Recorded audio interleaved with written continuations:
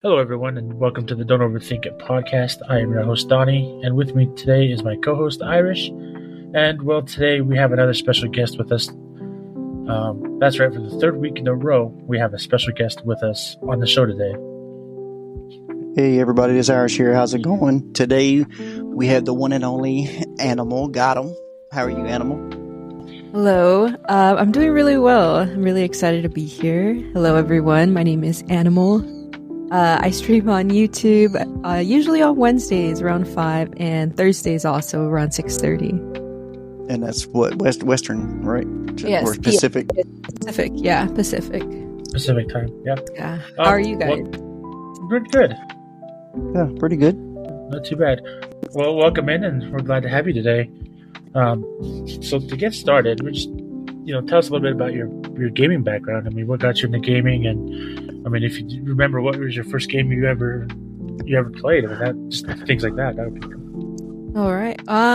So growing up, I have older siblings. My brother was the one who always had video games. The earliest thing I can remember was Donkey Kong. Classic. I don't know. Like, I don't remember playing. Like, I don't remember me playing it, but I'm pretty sure I played it though, and I remember seeing the TV. So I just remember like the animations. But from there, we eventually, like, I guess fast forwarding, played a few games here and there. And then what I could really remember was playing on the PlayStation 2. Played a lot of games on there. Played a lot of Grand Theft Auto with my brother. And then we also had Game Boy. I had the Game Boy Advance. I remember those. That thing was like my go-to. I would play that all the time. I had like Super Mario on there. I had just a whole bunch of random games. I still actually have my Game Boy till this day. Still works. Wow. I still actually have my original Nintendo and Super Nintendo. They both still work. Yeah. Sometimes, like, if we do like an occasional trip, I will pull it out and I'll play it.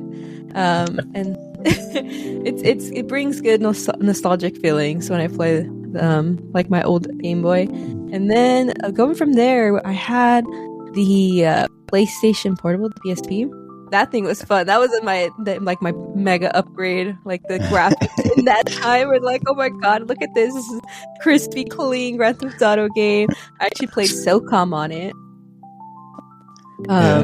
Speaking of the graphics, when I was talking about the Nintendo and Super Nintendo, I hooked it up for my daughters one day, and it was just letting them play it, and they're looking at me like, "What in the world is this?" To where then my oldest daughter literally turned around to me and was like, "I'm sorry that you had to play with these graphics." Oh my god!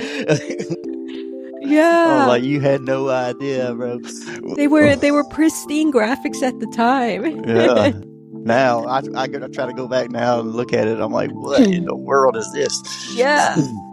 But what really, really got me into gaming was, what really made me play, like, Call of Duty and, like, first-person shooters. And really, I guess, appreciate gaming was when my brother got a PlayStation 3.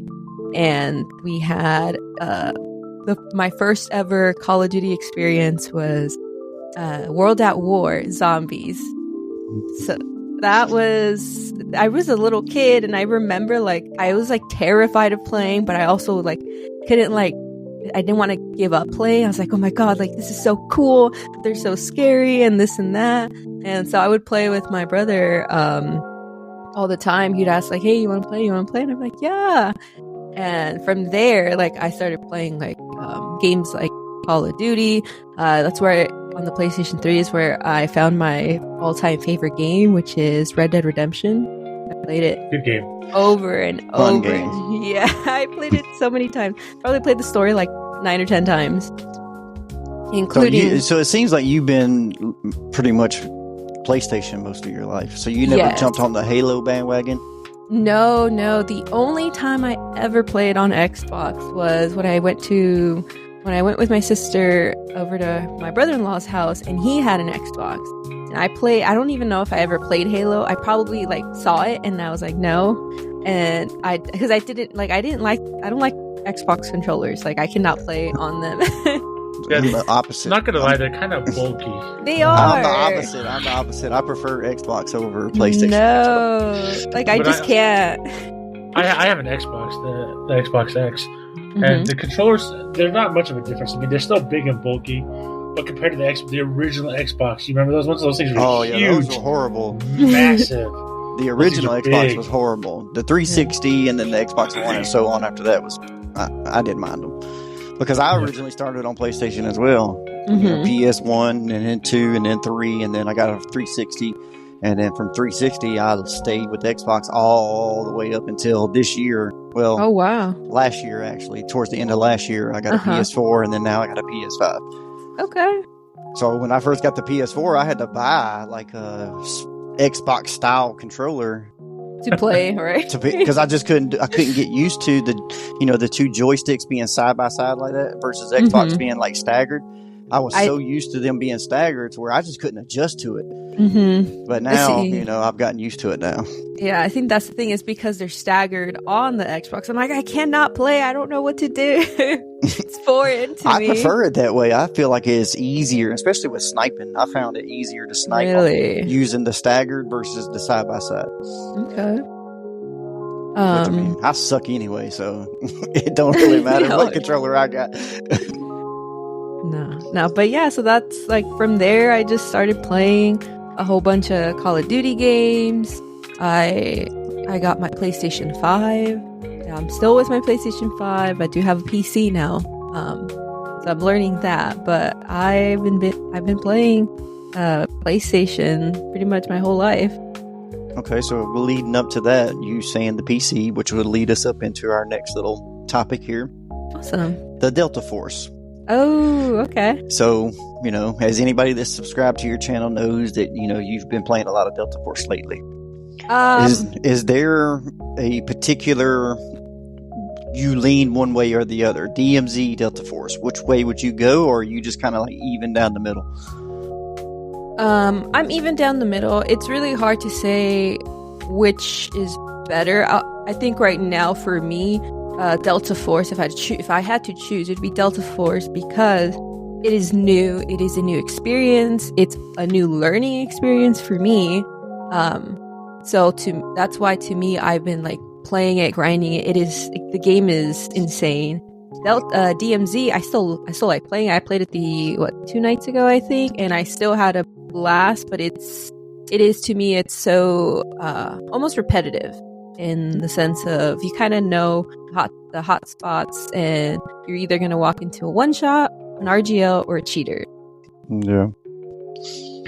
Yeah, I mean, I've watched, your stream and other people that have streamed Delta Force. I mean, and I ain't going to say I don't like the game because that wouldn't be fair because I've never played the game. But the only thing coming from a DMZ Call of Duty type, background most of my life or whatever, Delta Force is just way too slow and to me overly complicated when it really doesn't need to be, especially the looting aspect. It's just too slow. It takes too long.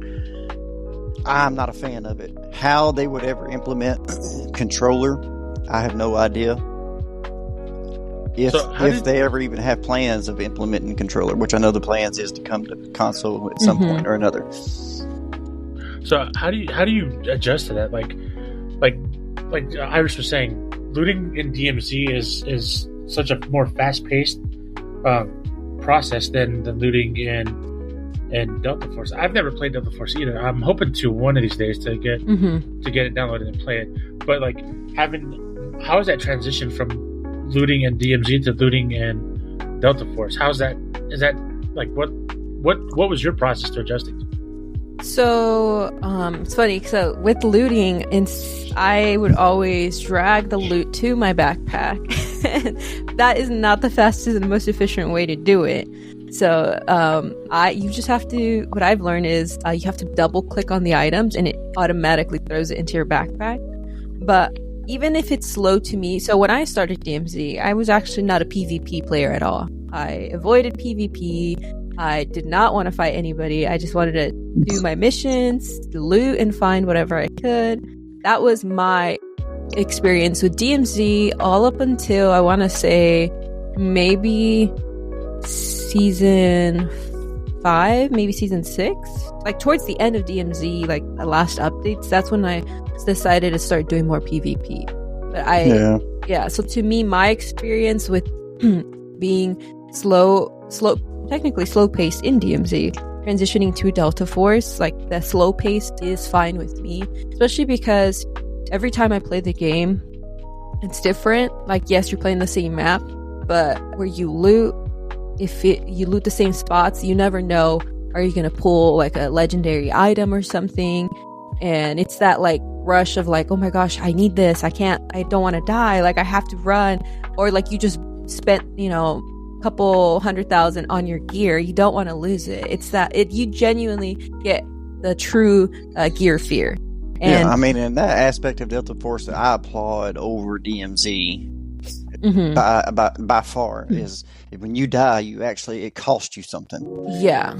So DMZ, where they failed at is, people didn't ever care because you'll just come right back in with your 15-minute cooldown and exactly. your 2-plate and your free self-revive or your free UAV. So you never really had a gear fear to the extent like you do in Delta Force. And then also, once your team is done, that's it. You're done.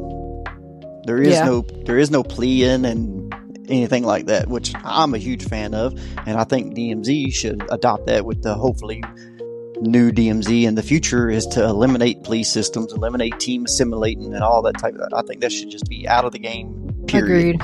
Agreed. Yeah, I don't think they should have put that in either. No, yeah, because it's just a problem, dude. Because you got people that come in and pre-make. Yeah. Especially, I mean, now it's four players versus back in the day when it was 6. But I mean, still, either way, that's an advantage. That's pre-made, not like natural. Yeah. But even with that, there's been multiple times I've played DMZ and there's a pre-made 8-man. And I ran into them multiple times. It's kind of crazy. Very, I guess, smart on their part on how they recognize each other. They either wear the same skin or they have clan tags that signify which number of the 8-man they are. I'm like, that's crazy. Yeah, I've come across similar situations like that too, where not quite as many, not quite 8, but definitely 6 for sure, several times. And I mean, that's kind of sucks. I mean, it just kind of takes the fun out of the game. Yeah, 100%. Yeah, I was on last night. And we ran into the similar situation to that, and it was like almost every raid we did, almost every map we were on, we ran into the same clan tag with different. Like you said, some of them had numbers in their clan tag, some of them didn't, but they were all the same clan tag on every map. I mean, we did 3 maps in a row, and they were just the same people there. And it's like, this gets old. I mean, you guys are taking over the game and making it not as fun as it should be. And it's just a game. Why are you taking things this serious? I mean, eventually you're going to lose, and then you lose your stuff, and then come back and get it. And I get that, but it's just a game. You're taking it too serious. Now, on Delta Force, have you noticed any cheating and hacking going on over there? I'm sure it's probably not nearly as bad as what's in DMZ, but is there even any that's going on over there? So from my experience, I haven't really run into a lot of hackers. There are some where I'm like, oh yeah, they're definitely hacking, and then it's nice because you could see the after action report of where you took damage. And so you could really look like, okay, like how did he get only headshots here or this and that? And I've come across them, but since I am new to mouse and key, I can't fully determine because I am still adjusting to learn how to play. So I can't fully say like, oh, he's cheating because he killed me.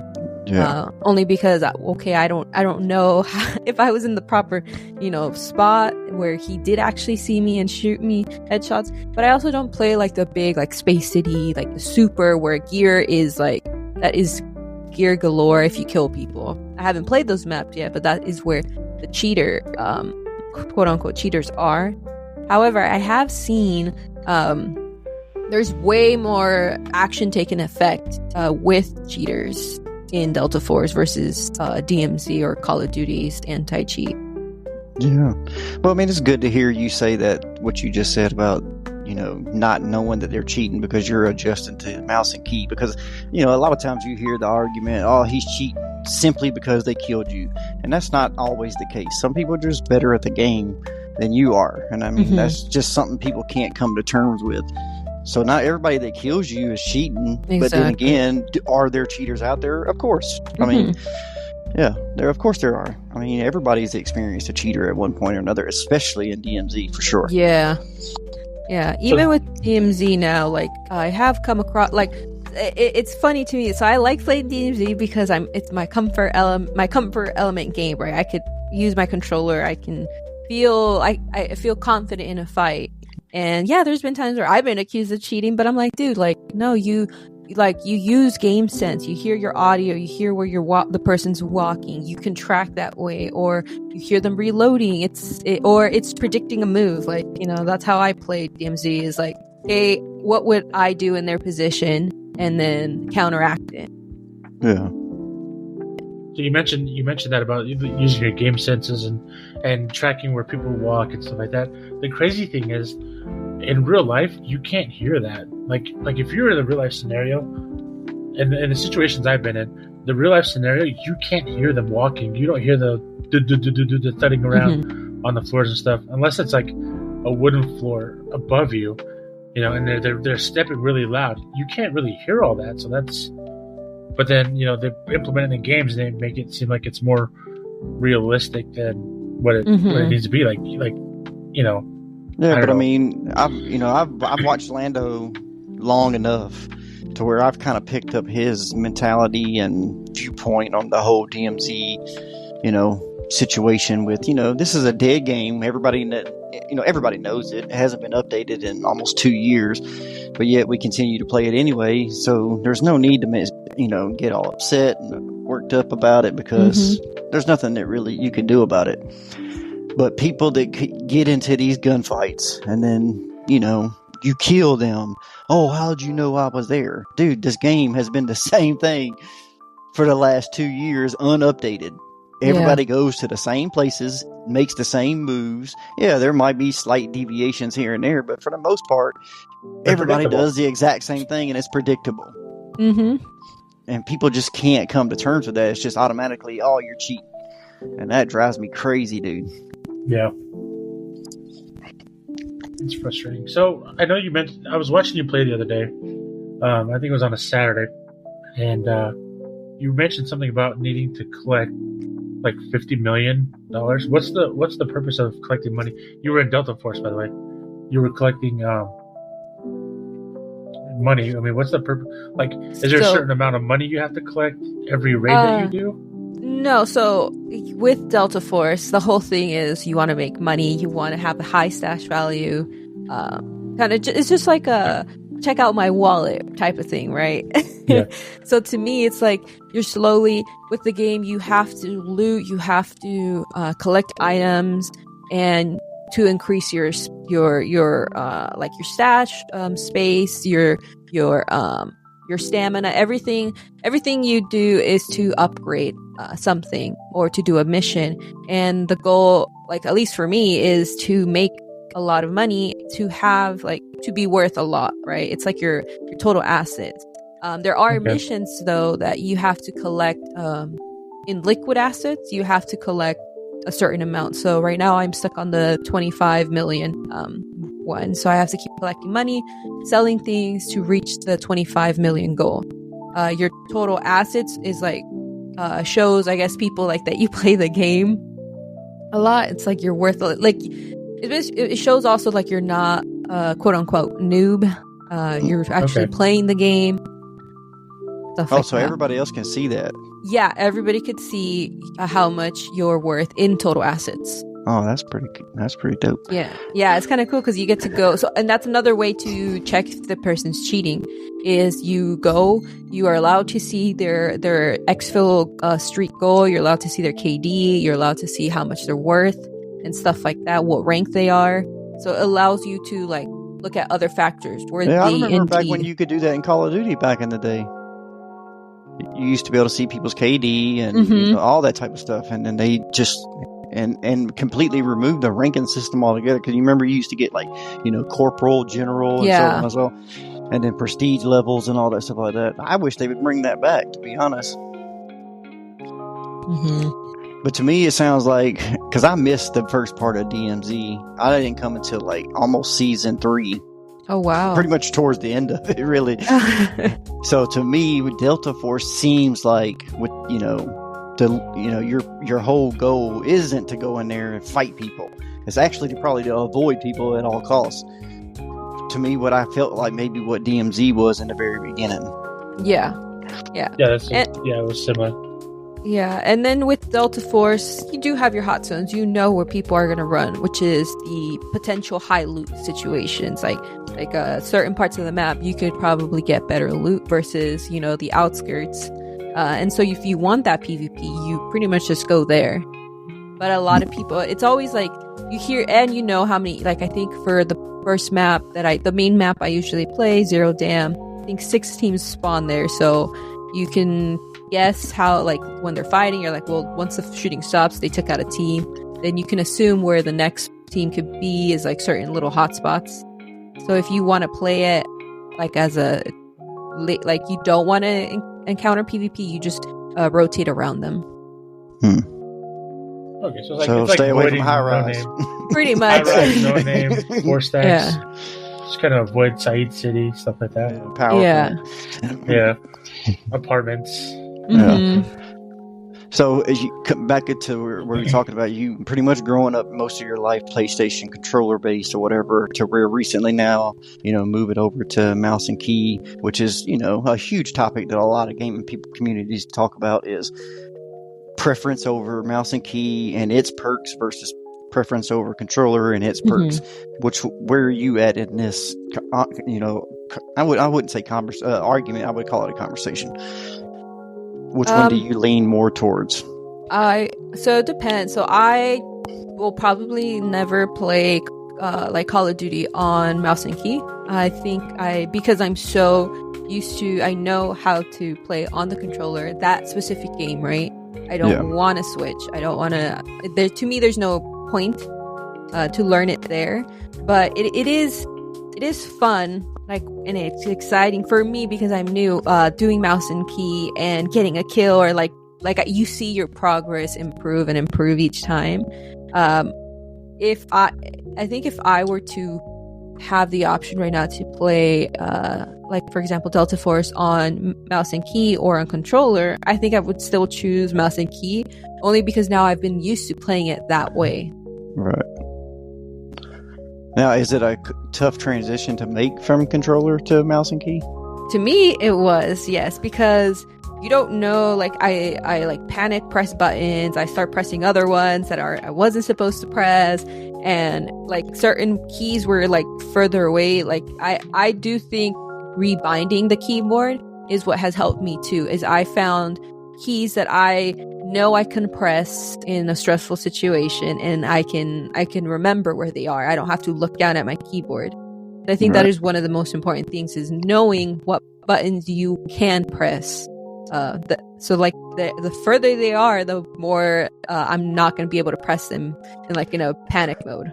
Yeah, I mean, it just becomes to like a repetition, really. You get comfortable, doing it. Because I was in Lando's chat the other night, and he was talking about, it might have been last night, he was talking about, somebody was asking him what he uses to shoot.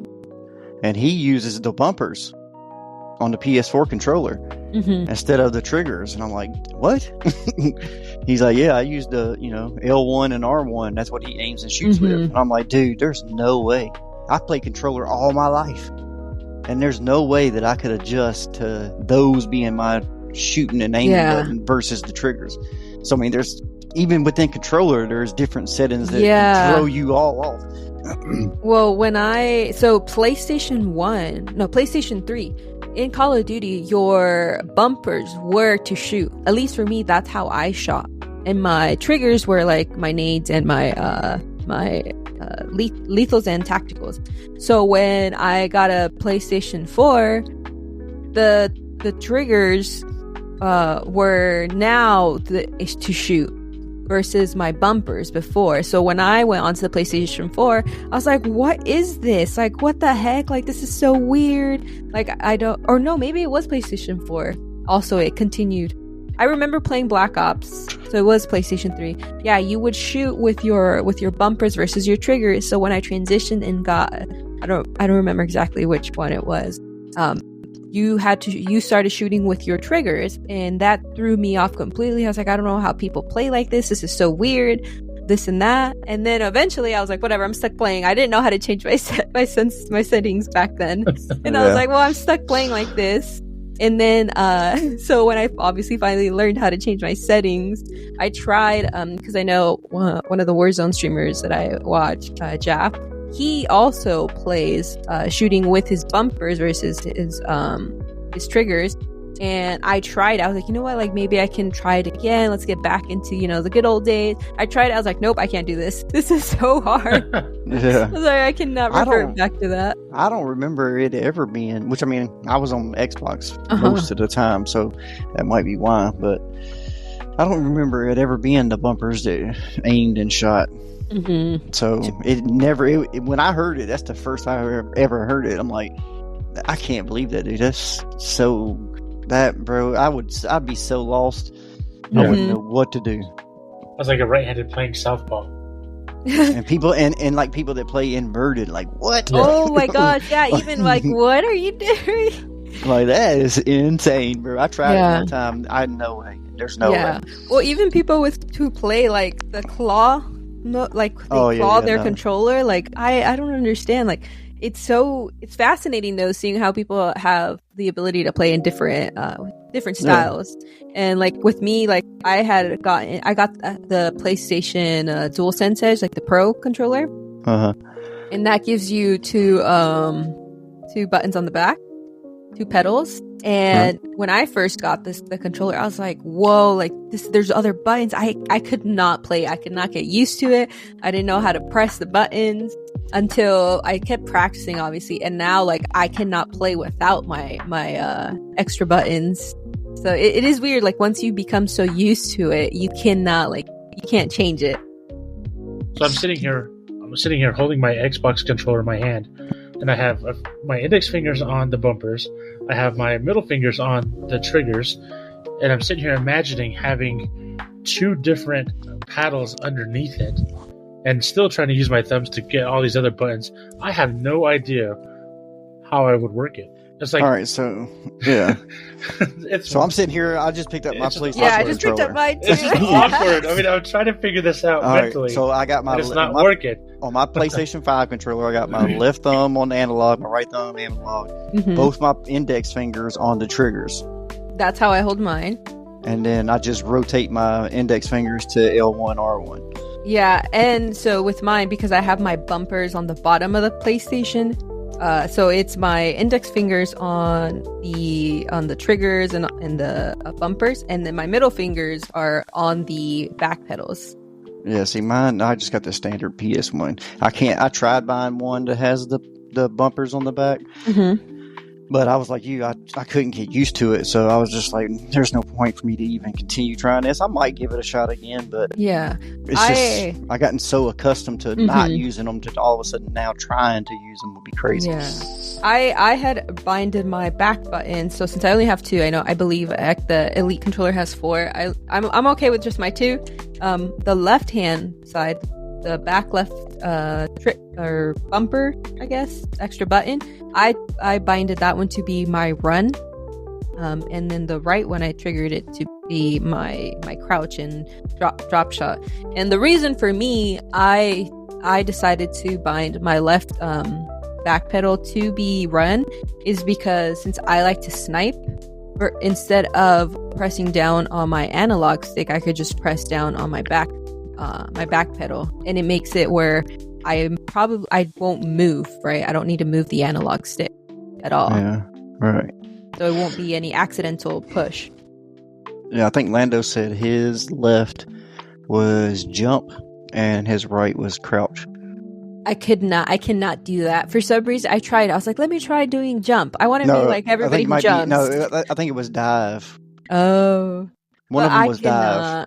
I cannot jump. Like, I can't do that. Like, because I didn't see, again, I'm already used to my binds being certain buttons that I once it's a different button, I start freaking out and I don't know, like, what button's what anymore. All right. No, actually, what it is right. The left one is jump. The right one was crouch. His square for PlayStation is inverted to where you hold it to dive or something like that. Oh, wow. Instead of like just single tapping it to interact, you hold it or whatever, or something like that. That's what he was saying. I'm like, dude, there's no way I could get used to that. That's interesting. It seems too advanced, bro. I'm basic, dude. I'm a coffee creamer, sugar only type of dude. I don't need no white foam and all that. Well, look at how he moves too. I mean, when he's playing, he's moving so fast in so many directions. Yeah, bro, it makes no sense because we're all playing the same game. But it doesn't feel like we're on the same.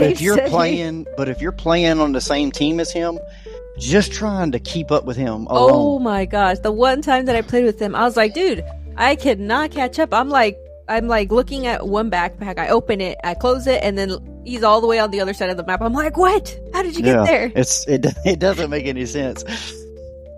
I'm like, I don't understand how this guy does it, dude. So, what's next? What's in the future for Animal and the gaming process? I mean, we know you moved to Delta Force. You give us a little history on the games you've played previously. What's next for you? So for me, I plan to just keep playing pretty much the games that I want to, in a sense, like what I feel like will be interesting for me to play, and obviously account of what chat would obviously want to watch as well. But at the end of the day, it's going to be me who plays it. I'm going to be sitting there for hours. I want to play the game that I want to play, and going forward, whatever game that the new game that comes out, if I find it might be interesting, then yeah, I'll check it out. Like, I didn't know I was going to play Delta Force, honestly. And or then Marvels. Or Marvel Rivals. I like Marvel Rivals. It is such a fun game. To me, it's such a turn off your brain and just mess around game. Like, it can go so many different ways. Like, especially like when you're close to the point at the end, like that. Those are the intense ones. It's like you're there at 99% and you're holding, and you have to keep them off the point until you either win the time or you get them off the point. It's such a fun game to me. Yeah, I've watched your streams with it, and I watched a couple other people that stream with it. I don't think I could play it just because I've never played anything like it, but it's fun to watch for sure. Yeah, it's definitely a game. So, for example, like Delta Force, I don't think I would have been able to play it if somebody wasn't kind of there to walk me through it, in a sense. But with Marvel, it's like a lot of trial and error. Like, you could easily test it within the game, and you don't have to really worry. You find your character that you really like, and then from there you pretty much stay stuck with them. And yeah, you'll try one here and there that's different, but to me personally, I don't feel like there's like I need to win this game and I need to make sure I'm on like my best. It's just, you just have fun. Yeah, which, I mean, that's what it's supposed to be about anyway, really. It's just that's why I said I've watched Lando so long. His outlook is just kind of became my outlook. It's just, you die, yeah, it sucks, but whatever, dude. Just go back in and do it again. Yeah. And there's no need to get all mad and frustrated or whatever. I mean, I get it, especially if you keep getting killed by, the one-shot shotgun, which is an epidemic in DMZ right now, or the RGLs and stuff like that. It gets frustrating, but so what, dude? It's a video game. Just have fun. Yeah, just go on to the next one. That's what they're designed to do. That's what that's why they're made, to have fun. Yeah, like I would like to, like, based on me, I only stream like twice a week. Like, it's for sure twice a week. And then Thursdays I do play I play a different game, a completely different game. I usually play like some short horror game with my sister, or just something that we both will enjoy. But like, going on in the future, I think I want to eventually stream more, but I don't know I don't want to keep it like every day because I do have to obviously like go to work every day, and I have to balance that out too. Yeah, that's my problem. Is just my real life is always all over the place to where it prevents me from streaming at all the times that I would like to stream. I would like to stream every day, but it's just not doable for me. I mean, in the last couple of weeks, my schedule has been everywhere. I worked my normal shift, first shift, then I switched to second, then I went to third, then I'm back to second, then I'm going back to first. I'm like, dude, what in the world's going on here? Yeah. So my sleep schedule is all over the place. Jacked up. Yeah, but I mean, people are taking vacations, so we all got to like kind of rotate back and forth. That's just what happens, dude. So I applaud these dudes like Lando and whoever else is out there that stream six days a week. Yeah, I don't think, even if I was able to do it, I don't think I would do it. I wouldn't. No, it's not my style. Like, I don't think I could stream every single day like that for hours and hours. It's just, I think because also, I like to travel a lot. So like, I think one thing about me is I don't want to set an expectation for my viewers that I know I can't stick to. Yeah, that's why I just let all mine know, hey man, I suck, dude, so just come laugh with me. Yeah, I'm like, hey, I'm not great. You're gonna watch me die, but I'm here to have a good time. We're here for a good time, not a long time. Exactly. Yep. Perfect words. You got anything else there, Donnie? Or Animal, anything else you'd like to talk about? So something I wanted to touch base on. So what, I know you mentioned earlier, streaming and stuff like that. The first part of the questions. For somebody who's starting off, like I don't stream. I thought about streaming. I play on Xbox. Obviously, gotta have a card to one of those capture cards. Yeah, to stream. Well, to starting YouTube off, anyway. Well, yeah, to YouTube. That's where I would like to go. I can stream to Twitch just fine without it. I actually did the other night accidentally. And it says live streaming stopped. I was like, when was I streaming? But anyways, you said what? So I was streaming. I don't remember hitting click. But anyways, what's some of the advice that you've learned along the way, learning how to stream, learning how to get things set up? What's something that you would give somebody who's starting off? Well, funny thing is, I did not want to be a streamer. I didn't plan on being a streamer. I just wanted to post videos on YouTube. And then eventually, my friend Anxious was like, hey, you should stream. I'm like, nah, I'm not ready yet. And he kept like, no, you should do it. And I was like, okay, I guess I'll do it. And then one day I just decided to start streaming.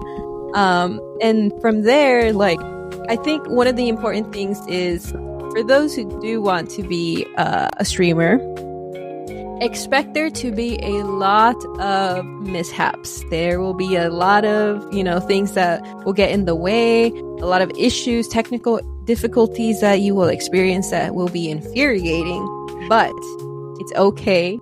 You'll get through it. Sometimes you just have to cancel it, figure it out, and work the next day or reschedule. I think it's very, very important to also connect with people who are streamers or not.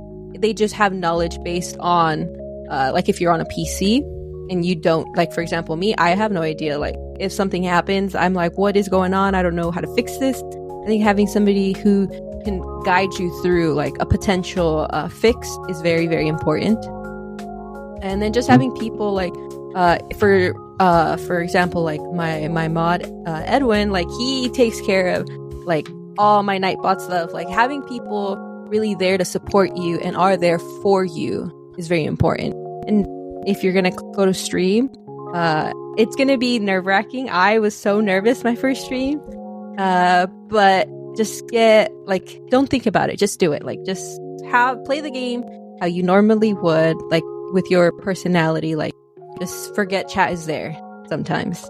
Yeah, I mean, and I think that's the most basic rule that anybody that's looking to get into streaming is just to do it. I mean, that's it. Just do it. Mm-hmm. It's not, follow subscribers, followers, whatever they are on Twitch, they call followers. are the same thing as subscribers on YouTube. You know, they're not going to come day one. It's going to take time to build a community build an or whatever. audience and everything. So you can't really get lost in the numbers. Oh man, I'm not getting this. Oh man, I'm not getting that. You just got to keep doing it, and those people will come eventually. Yeah. Some people happen faster than other people. Some people never get there, but whatever. You just got to keep doing it. Yeah, especially like one of the biggest things is do not look at the numbers. Don't worry about the numbers. Just somebody, you come to appreciate those who are in your chat, and you see every or not every time, but you see you recognize the name, you remember the name. You're like, okay, like you start seeing, like I guess like your supporters and your who is there to watch you, right? And no matter what you're playing, they're gonna be... exactly. And I think another thing too is if you like, I guess, you want to get more viewers, or you want to figure out how to expand. I think one of the biggest things, as in real life, is networking. It is networking. And sometimes you just have to be in other people's chat and just talk to them and get like chatted up in different chats, and get your name out there. And then eventually people are like, what, you stream what? I'm like, and you're just like, yeah. And that's how they get to know you or like follow you. That is true. I agree with that. I forgot whose chat I was in. Somebody I've never watched, and I came in. I was like, "Hey, how you doing? My first time in here." And somebody in chat popped in saying, "Oh, that's Donnie. He's the king of dad jokes," or something like that. and I was like, "Well, at least he knows me from somewhere." And the only place I post dad jokes is mostly on Lando's channel, so I knew he was from there because of that. But it's interesting. I find it fun to where when you do, when those types of situations happen, when you go into somebody else's stream or whatever, and you type in chat, next thing you know, everybody else is in there that you recognize. This person, oh, Irish, what's up, dude? Or Animal, hey, how are you? Good to see you. I'm like, man, I love that community part of it. And that's the big thing is you have to just talk to people. Like it doesn't matter. Just when people, like if people don't know you're streaming, but you're in other people's chats, the day will come where they will find you and they're like, oh my gosh, it's that person. Like, hey, like they get excited to see you streaming. Yep. Yeah, it's interesting how things like that happen and work out. I mean, I didn't know this guy. He didn't know me. Well, obviously you knew me, but I didn't know him. I didn't know the streamer I was in. It was a new guy. I think it was actually one of Jeff's streams I was in. And then all of a sudden this guy pops up. He's like, oh, hey, you're the king of dad jokes. I was like, yeah, I throw a couple of dad jokes here and there. And it was pretty nice, him recognizing that kind of stuff. But I'm old school. So going back to the episode we had with Lando when we were talking about it, just the sheer fact that, especially when I was coming up, because video games were just becoming a thing, and YouTube was, when I was in my teenage years, whatever, YouTube came on the scene or whatever, to where all the elders would always tell, oh, you're wasting your time, you're wasting your life playing them video games. And now look at it. There's people out there that actually make a very good living playing video games. Yeah. Six figures a year. Playing video games, streaming to YouTube. It's crazy. I was actually fortunate enough with, like, because I had always wanted to be on YouTube. I just never, obviously I was scared. The only reason also I guess like a little inspirational person is honestly Onic. Because I actually never used to watch streams or anything. I didn't start watching streams until last year. I think like early last year. Yeah, I'm the same way. And I was like, what? Like, why would people watch streams? And then I just started, I don't know, I just started watching them. And I think because in my head, my perception of streamers was always like, oh, they're these loud, obnoxious people. Like, they get crazy. Same outcome I had, I was like, why would I? Like, that's not my persona. Like, I can't be that person. So I don't know. I just started watching Onic, and I was like, well, this guy's not like going all like crazy and like super exaggerated. I was like, this guy's just chill and mellow. And like, I saw a lot of myself, like, I guess in like reflected onto him. And then from there, I started watching more streams. And then when, I guess when Ink just started telling me like, you should stream, I was like, well, you know what? Like, if Onic can be like this really like chill dude and, obviously be like big and famous, maybe I can like, be not the same as famous, but like I can do it, and there's going to be an audience. And so from there, I started. Yeah, I had very, very, very similar.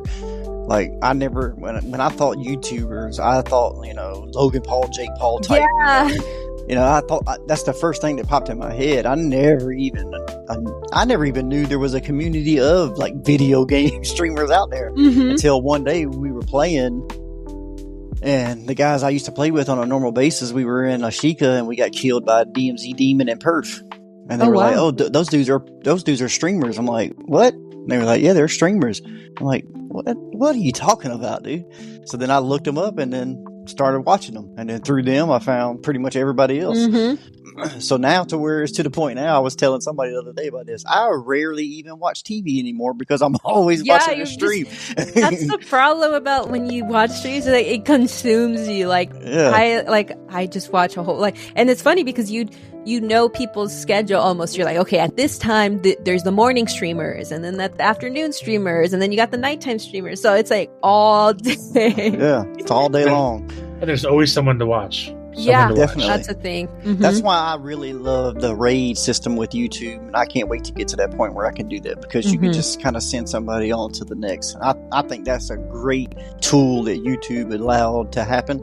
Yeah, especially for the larger streamers to send it to the smaller streamers. I mean, that's dude, awesome. Yeah, the one time I've got raided by Onic and Marcus before. And I feel so nervous. Like, oh my God, there's all these people watching me and this and that. You're like, this is scary. I got rated by Lando, Cappy, and somebody else all at the same time. I was like, oh my God. It's an exciting feeling. You're like, were you just about to get off? Yeah. You just off your stream? You're just like, I gotta stay on now. Yeah, because it was me, Donnie, and Boogie. We were playing, and I'm like, hold on, dude, we gotta go again. And they were like, why? I'm like, because I just got rated by Lando. And I was like, oh man, we gotta go even longer because now I just got rated by Cappy. And then I can't remember who the other person, Dan maybe, might have been Legs maybe, but they all at the same time. So I went from like having maybe 15 people in there to having like 400 something people in there. I'm like, oh my God, dude. Yeah. And how these guys that have 400, hell, even 100 people in there and are able to keep up with chat so easily is crazy to me. Because when those people popped in and they were just like, Clown Raid, Cappy Raid, I'm like, oh my God, I can't even see these names. He said, I'm overwhelmed, there's too many.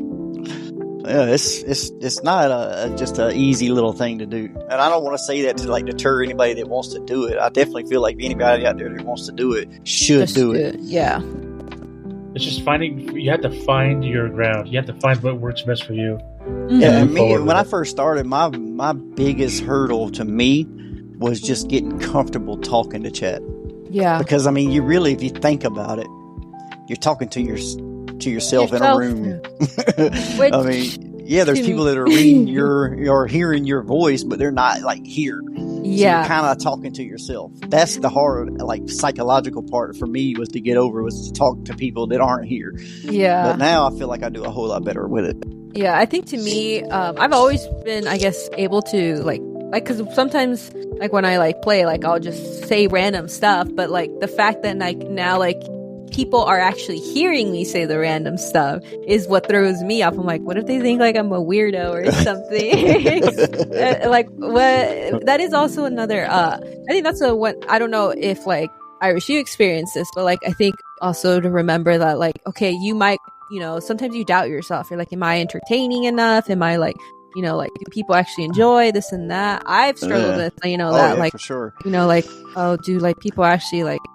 Am I entertaining enough is really the question. I mean, and my answer is probably no, I'm not. But, it's fine, dude. I'm just going to be me. Yeah. And those people that like it will stick around. Those people that don't will leave. I mean, exactly. Yeah. That's the way I look at it. I hate to be, I don't want to come off as like a rude or, ungrateful, but I'm not going to change who I am just to get a subscriber on YouTube. I'm not. I'm just going to be me. And being genuine with yourself is one of the biggest things too. Do not change. Don't worry about it. Like just stay. Yeah. Just play the game. Yeah, man. I'm not for everybody. Just like everybody else ain't for everybody. I mean, exactly. There's been raids where people have sent me over to somebody else, and I'll stick around for a little while, and I'm just like, nah, this ain't my type. So I'll go somewhere else. Yeah. I mean, and I'm sure plenty of other people out there do the exact same thing, and that's okay. Mm-hmm. You know, you're not forced to watch anybody you don't want to watch. Exactly. Yeah. Some good advice.